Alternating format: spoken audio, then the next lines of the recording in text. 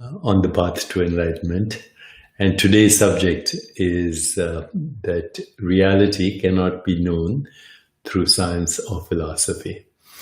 Now, of course, I've been talking about this a lot, and yet every attempt that humans have made to understand reality, every attempt that humans have made to understand reality is based on logic, philosophy, and science. And of course, there's religion and there's theology and all of that as well. However, what I'm saying here is that all these systems of thought are unable to give us access to the knowing or the experience or the knowledge of fundamental reality.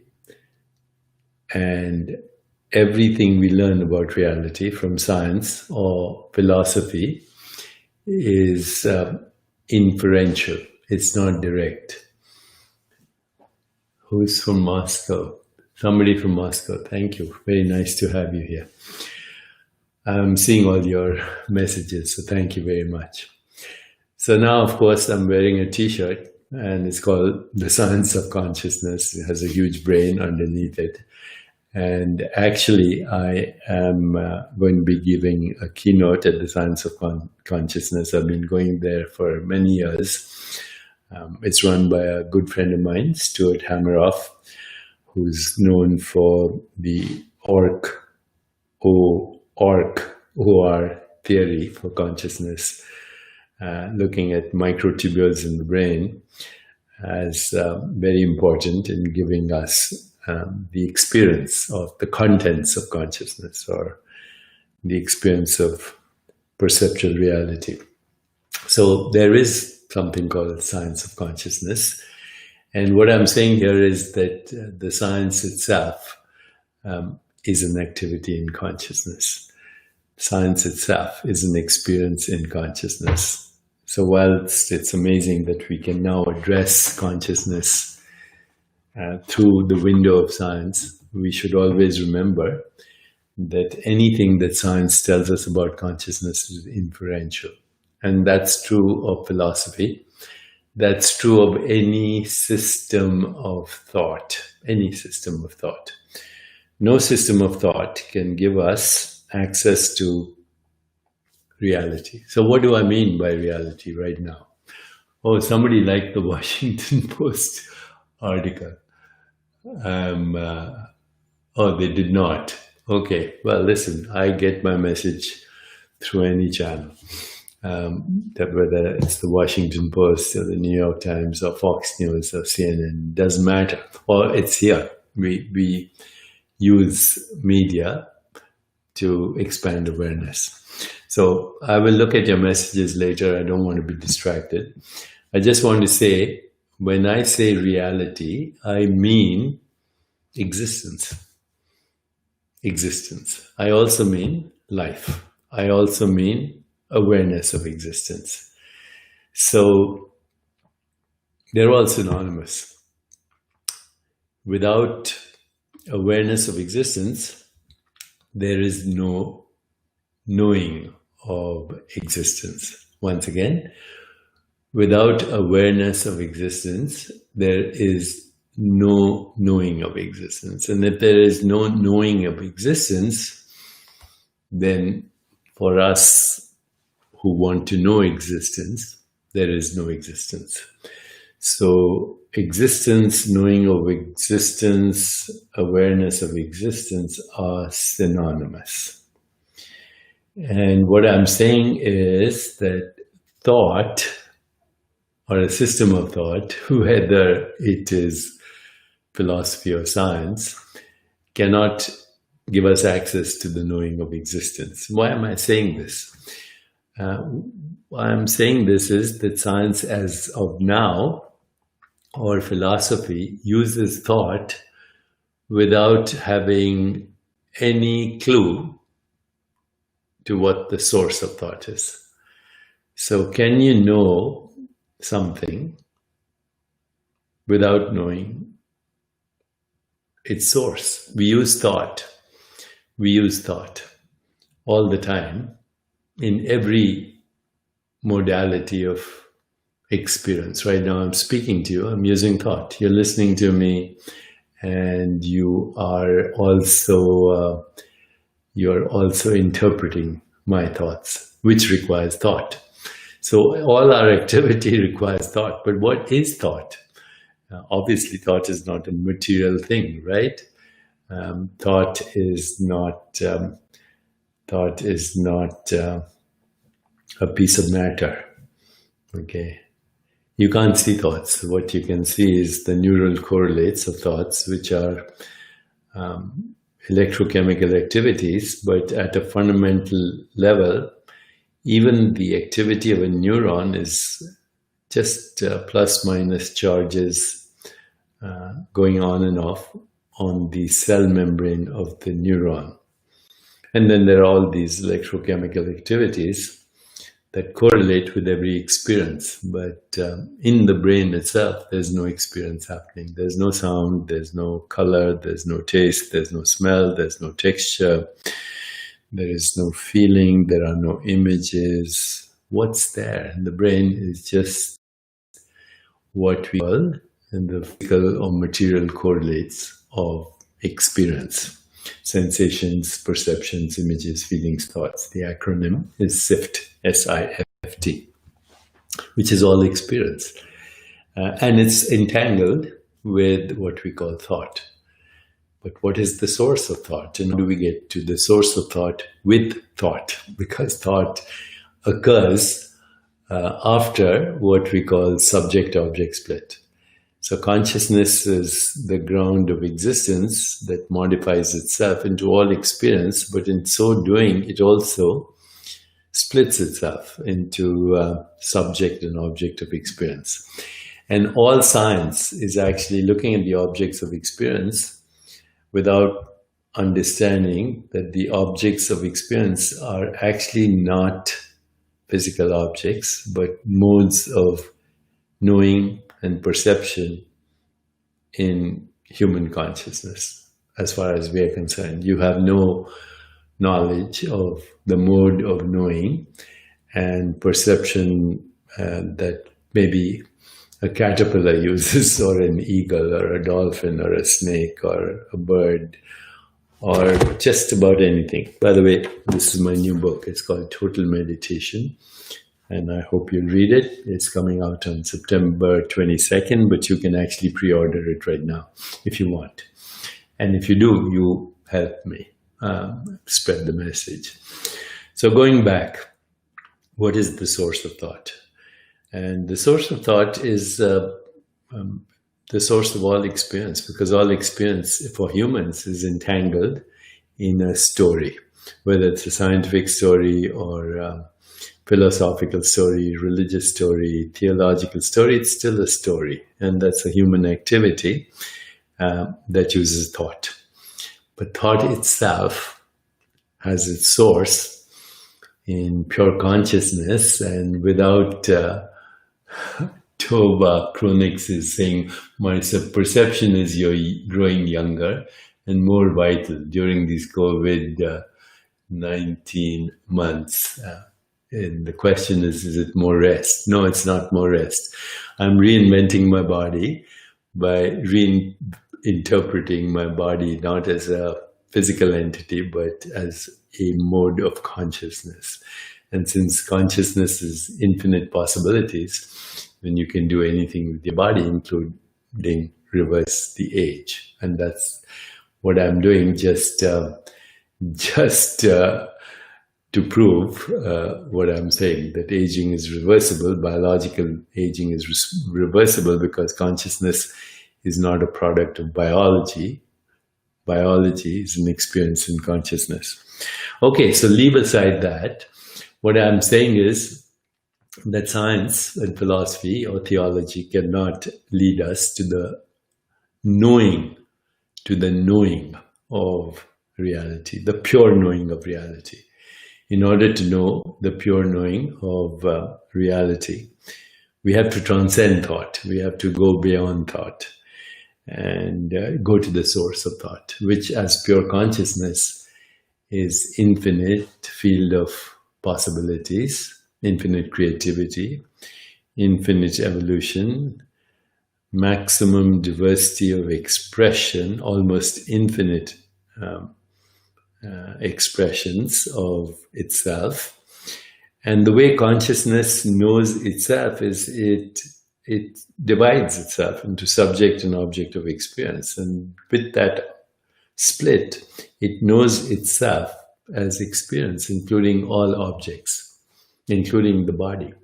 The body is an object of experience, including the mind. The mind is a subtle object of experience in consciousness, including the personality, which is changing, but it is a changing experience in consciousness. So everything that we call everyday reality is a changing experience in consciousness, but without addressing what is consciousness. So science is constantly asking, what's out there? We didn't never ask who's asking. Who wants to know? What is it that wants to know? It's knowing. What is it that wants to know how it knows? What is it that wants to know what a thought is it? What is it? What is it that wants to know? And why does it want to know? Itself. And as I said, it knows itself by knowing the other. It knows itself by knowing the other. By knowing the other, I mean everything that we call experience. Every sensation, every perception, every image, every feeling, every thought pertains to the other. And when it pertains to me, it also pertains to an object, the changing body-mind experience. The only subject is pure consciousness. Pure consciousness. The only subject is pure consciousness. And it is not an individual subject. It is a universal subject that knows itself through different knowers, different modes of knowing, and different things known. And that those things include everything that we call experience. So situations, circumstances, events, people, relationships, weather patterns, ecology, the whole ecosystem of existence is known through consciousness splitting itself into subject and object of experience. So once it does that, then it loses the memory of itself because it thinks itself is different from the other. Only the experience of the other as the self can give us access to the real reality, the real reality. So, of course, science, philosophy, theology are very effective methods, including looking at the brain, are very effective methods of inferential understanding of consciousness. But the direct experience of consciousness is going beyond all models created as systems of thought and going directly to pure consciousness.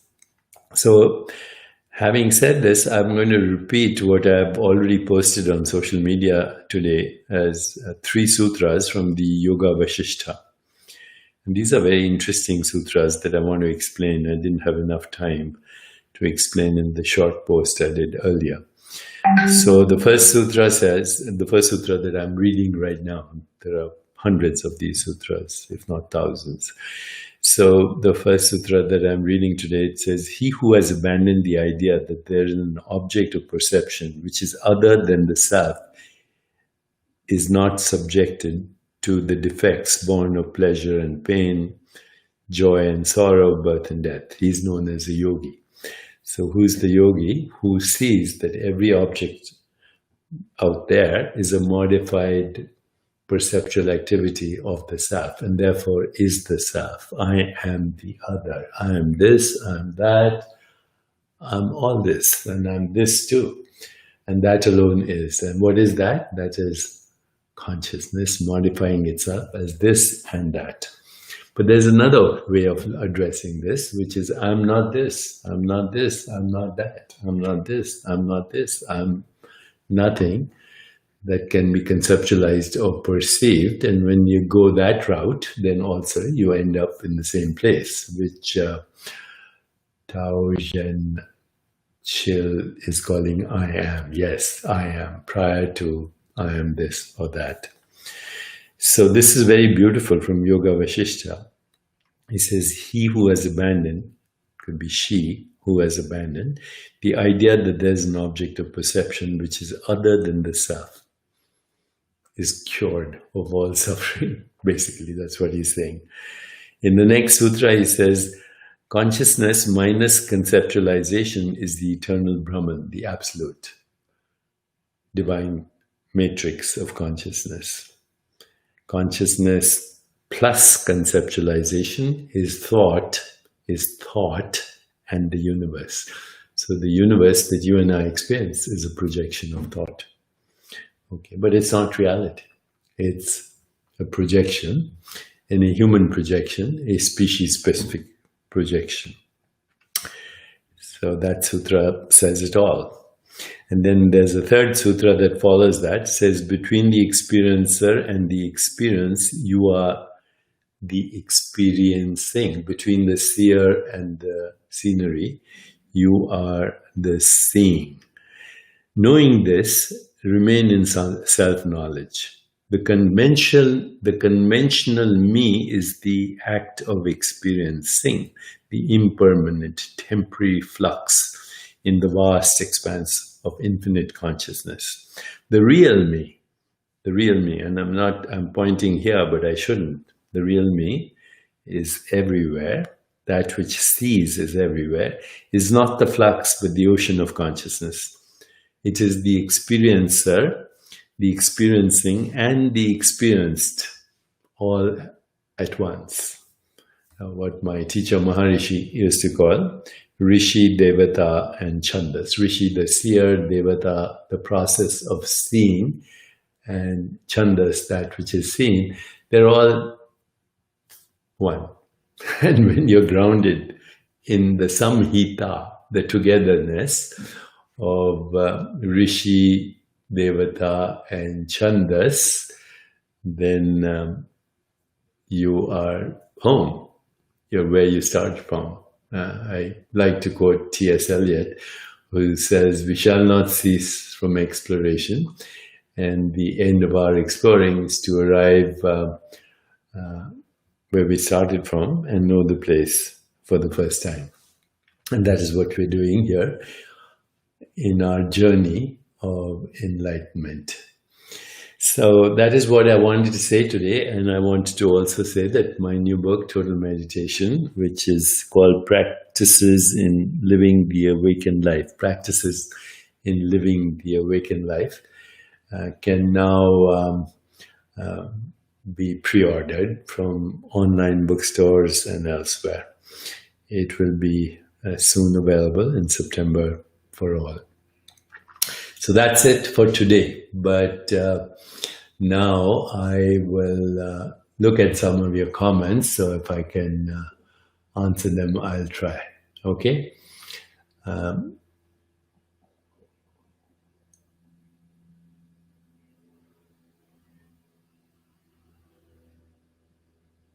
Well, most of you are saying that you agreed. We are exchanging loving sentiments. Michelle says from Brisbane, Australia, I love your continuous and enlightening conversations, supporting discovery and being the I am. Thank you. Rani Lakhan says, how can I too practice what you are doing and saying? Oh, that reminds me, we have a new app. It's called Chopra. You can get it from iTunes, Apple Store. And what you can do is join Chopra, the app, and a lot of information, a lot of guidance, a lot of meditations, a lot of feedback, and you can also engage with others. So let me see what more you are saying.